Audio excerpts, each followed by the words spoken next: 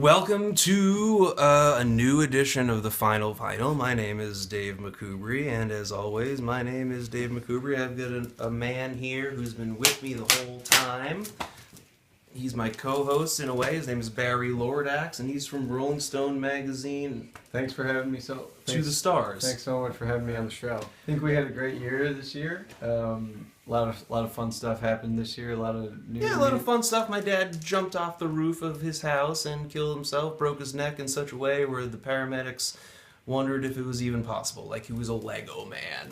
Now, I'd like to read a little bit of viewer news, viewer mail, and here's some of the hot tips, I bet, and some of the hot news gossip that I'm going to get. So just real quick run through some viewer news, and then we're going to launch into some of our favorite albums of the year. So let me open the first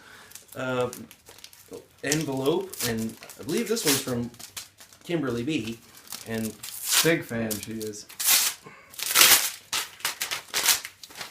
I got one more piece of viewer mail, and this thing's... You ever go to Chinatown and get the Declaration of Independence written on a grain of rice? Well, this is what this is, and Kimberly B writes, "What kind of hats do you enjoy?" And let me tell you right now, right off the bat, I like a blue hat with a red rim, with a hot feather in it, and a corn salad for dessert. Now let's get to our top 3 albums. And let me start off by first saying Taylor Swift, 1984. It was actually 1989. And she put out an album that's all about my life and my experience doing the Final Vinyl. Well, I don't think that's the whole show, the whole 3 episodes that we've done so far. The album is like just personal experience. And nothing on that album is about this show or you. I had a dream about her, and in the dream, she said the whole album was about the Final Vinyl.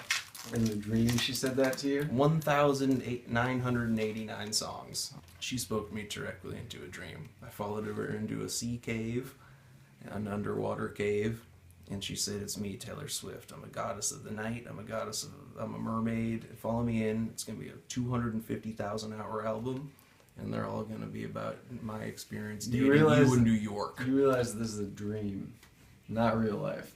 I give it a 629 out of 1,000. Moving on to album number 2. Hold on, before we go any further, do you want to explain your new rating scale? Kimberly B writes.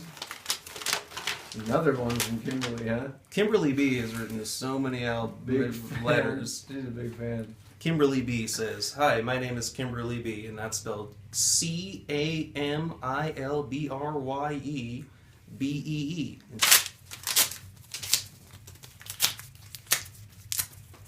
Kimberly B writes, "Dear David, what's your favorite animal?" And now I slaved over this one for a long time, and the answer to me was turtle, because of the shell of it. And my number 2 album of the year is Run the Jewels, and if I could, I'd like to spell it, but I can't. It's a rapperese album, it's a trapeze album. A lot of sort of circus folk are jumping around on this thing, from high wire to high wire. There's a black African-American and a white gentleman, and they're throwing their words around like nobody's business. If I could distill this word salad into one word, I would say no thank you. And I give it a 100,000 out of 10. I think my number 2 is also going to be Run the Jewels this year. I thought it was a great record. I thought that these two kind of, everybody thought they were a little over the hill, and they came out and they made a sequel to their album that came out last year. And it's like a couple of cartoonsmen who haven't been in the business a long time, and then they draw a cartoon and they get it into the new, and then they get it in, they kind of stomp around on all fours on this record.